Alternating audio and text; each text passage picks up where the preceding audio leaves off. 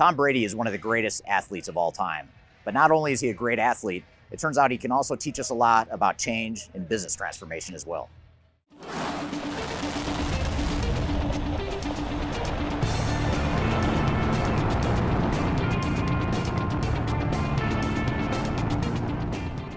My name is Eric Kimberling. I'm the CEO of Third Stage Consulting. We're an independent consulting firm that helps clients throughout the world reach their third stage of digital transformation success. And as we're helping organizations through change, through their digital transformations and through their business transformations, we are often looking for those leadership lessons that we can apply to make our change initiatives more successful. And it turns out that Tom Brady is a great source for leadership guidance. Love him or hate him, doesn't matter. He's one of the greatest American football players ever to play the game. If you don't know, he was the quarterback for the New England Patriots for a long time, and he ended his career in Tampa Bay.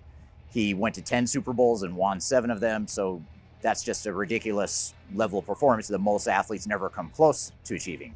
Now, as a Denver Broncos fan, I shouldn't like Tom Brady. He was a big rival to my home team, Denver Broncos, but you can't deny the fact that he's been very successful in his career, and there's some great lessons that we can apply to our own business transformation initiatives. In fact, he recently co-wrote an article in the August-September 2024 issue of Harvard Business Review. He co-wrote this article to talk about some of the leadership lessons that he took away from football, and that's what I want to talk about here today. Before we dive too far into today's content, I want to share a little bit of information about Third Stage Consulting and who we are. Third Stage Consulting Group is an independent technology agnostic provider of consulting services to help clients through their digital transformations. We help with digital strategy and software selection, as well as implementation planning. And during implementation, we provide services related to program management, organizational change, business process improvement, as well as enterprise architecture. These are just some of the services we provide. We have offices in North America as well as Europe and Asia Pacific. So if you'd like to learn more, I encourage you to check out our resource center, which includes a number of resources that will help you through your digital transformation. And you can access that for free using the QR code here or the links below. You can also reach out to me directly if you'd like to discuss your digital transformation and brainstorm ideas on how to improve where you're headed on your journey. Now let's jump back into today's content.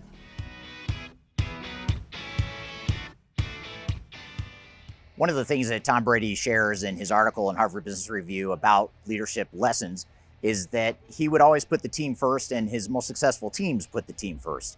They had some very high caliber players on some of these Super Bowl championship teams that he played on, including himself and other wide receivers and star players that he played with throughout the years. But he said that they were the most successful when they focused on the team first and they didn't let their own individual egos get in the way. And just to add some additional context, Tom Brady actually wasn't very good, or at least wasn't as good as a lot of players when he played in college. He was a backup quarterback for the first few years of his career, and it wasn't until late in his career that he got the opportunity to start a quarterback. And he talked about how during that time he had to work extra hard to be relevant and to put the team first. And it would have been easy for him to take a hit to his ego or to be upset about the fact that he wasn't playing. But he ultimately, and other players on that University of Michigan team that he played for, would ultimately put the team first. And that's what made them successful and allowed them to win championships at the college level. Now, just a fun little fact, I mentioned that I'm a Denver Broncos fan and I'm not supposed to like Tom Brady. The person that was actually playing ahead of Tom Brady was a quarterback named Brian Greasy, who ended up going on to play for the Denver Broncos for a few years. However, he was not nearly as successful as Tom Brady was. But the fact of the matter here is that Tom Brady had this mentality and his teams had the mentality that the team had to come first. And the way this relates to business transformations is that you have to think less about yourself and your own individual department and your own individual politics and think about what does the organization need as a whole. And that's easier said than done because oftentimes change involves threat. There's risk involved with any time we go through a change. So it can be easy to sort of turn inward and focus our own individual needs. But the organizations that are most successful and the leaders that are most successful have a way of getting their people to focus more on the overall team, the overall organization, rather than their own individual needs.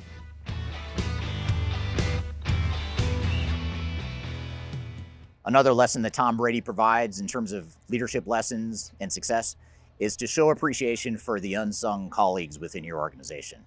Tom Brady, in the article in Harvard Business Review, talks about how he would oftentimes incentivize his offensive line. And for those that don't follow football, the offensive line is the group of people that stand in front of the quarterback and they block the defenders from coming to get the quarterback.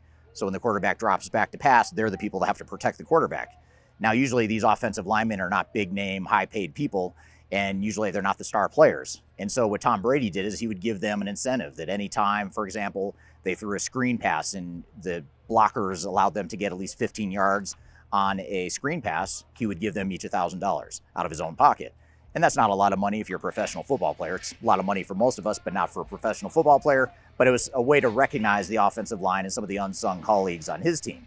Now, shifting gears to look at our own business transformation and our business change initiatives, we have to think about the people on the front lines that maybe aren't high up in the organization, or maybe they're not well known, but they know a lot about the organization, or they're really open to change, or they're good change agents that can help us drive further change through the organization. And the more we involve and recognize these people and make them part of the change, the more successful we're going to be. And these unsung heroes may not be the executives or even the mid-level management. It may be the frontline people. And the more we involve them, the more we're going to get more people on our side, and the more we're going to get our team functioning as a high-performing team that's going to be much more successful in our change initiatives than those that don't do that.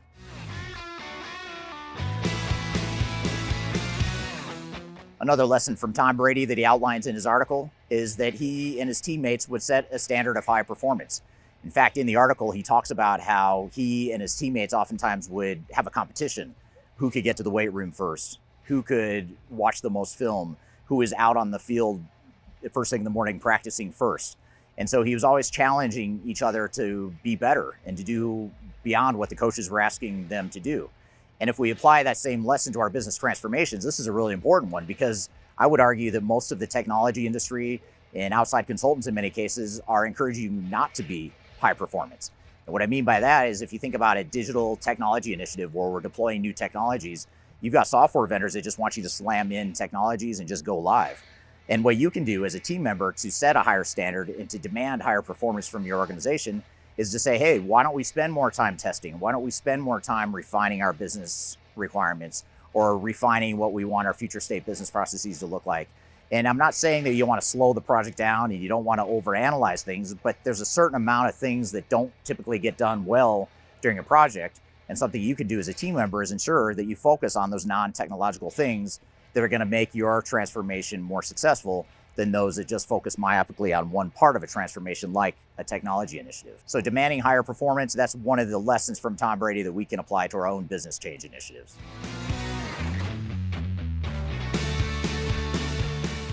Another one of Tom Brady's leadership lessons is to recognize what motivates people and recognize that different people are motivated by different things.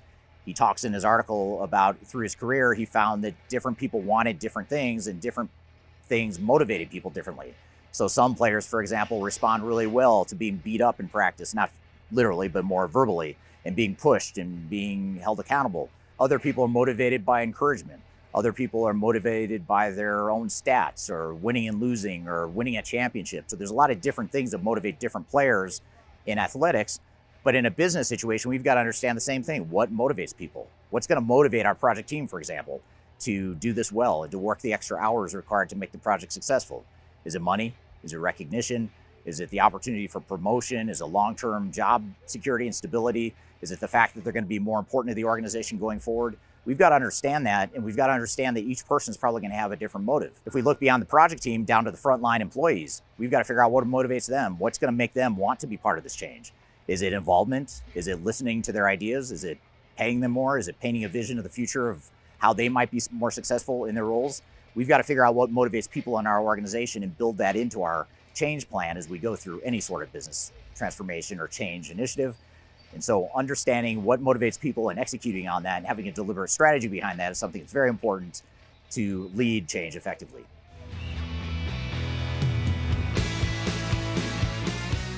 In his Harvard Business Review article, Tom Brady also talks about how he would augment the leadership style of the coaches that he played for. So the main coach that he played for most of his career was someone named Bill Belichick, who is the head coach of the New England Patriots. And he's the coach that coached Tom Brady and his teams to the 7 Super Bowl championships. One thing that Tom talks about in his article is how Bill Belichick was a little bit aloof. He wouldn't get close to the players. He wouldn't build a personal relationship, partially because he wanted to remain objective, knowing that someday he might have to cut that player, he might have to trade them, or he might have to not renew their contract or pay them what they wanted to be paid.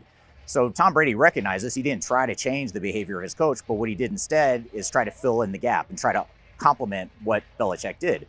So Tom took it upon himself to build the relationships and the personal connections with his teammates and his players. Now, the same could be said for a business transformation or a business change initiative. You have to do the change, not just to change in general, but do it in the context of what your leadership style is as an organization. If you have a very autocratic and top-down hierarchical leadership style, doesn't mean it's good or bad. It just means you've got to figure out how you're going to lead the change in that context.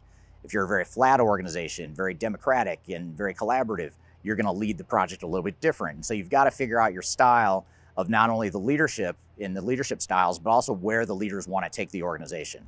And you've got to augment and piggyback on where the leaders want to take the organization.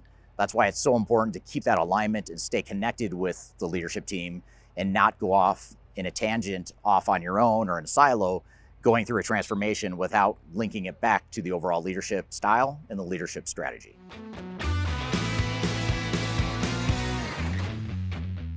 In the Harvard Business Review article, Tom Brady also talks about how he and other teammates would oftentimes have to counteract external forces. And what he means by this is when we think back to the point I made earlier about how Tom and his teammates would always put the team first, he talked about how oftentimes the media, friends, family members of individual players would put pressure on the individual players to increase and improve their stats. So in other words, you might get family members, they would ask questions about why didn't you play more? Why didn't you have more catches? Or why aren't your stats what they were last year? You also had the agents that represent the individual athletes who would do the same thing. They would say, you need to increase your stats, your individual performance, so we can get you a better deal. And so there's always this pressure to focus on individual performance rather than team performance. And so Tom talked about how the most effective teams he played on would find a way to counteract and mitigate those outside forces. And when we think about business transformation, there's a ton of outside forces that impact and potentially undermine your change initiative. Think about the frontline employees that don't want to change, or the people that are stuck in their old ways. They've been with the organization for 20 and 30 years and they have no desire to change. Those people are going to put pressure on the people that might otherwise be excited about the change, and it starts to wear them down over time. So we as leaders have to figure out how to counteract that through change management, resistance to change tactics, and other things. And if you'd like to learn more, by the way, about how to do that from a change management perspective, you can download this white paper right here. It's a guide to change management. It talks about all the different tactics and strategies you can use to effectively manage change within your organization.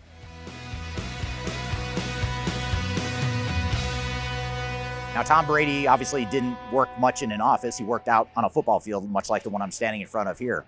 But he does have a lesson for those of us that do work in an office, which is it's important to get out of the office and get out of your comfort zone physically to build connections with your team and to build a higher performing team. He talked about how oftentimes he would invite teammates over to his house, or he'd take them to dinner, go on golf outings, and do things that were completely unrelated to football just to build camaraderie and to build a personal connection that translated to higher performance on the field. So he talked often about how the relationship and the chemistry that the teammates had, that's what propelled them to be so much better than other teams they played.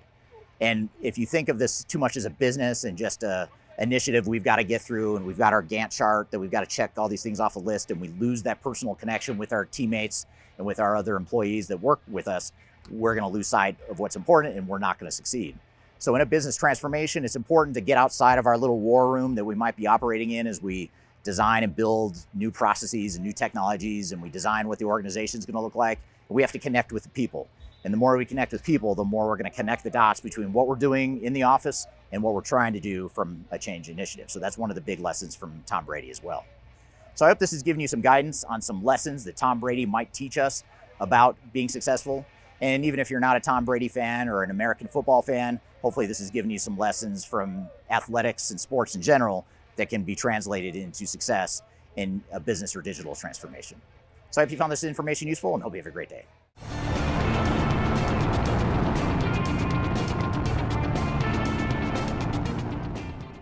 But not only is he a great athlete, another of Tom Brady's, in his Harvard Business Review, to ever take the football field. No, sorry.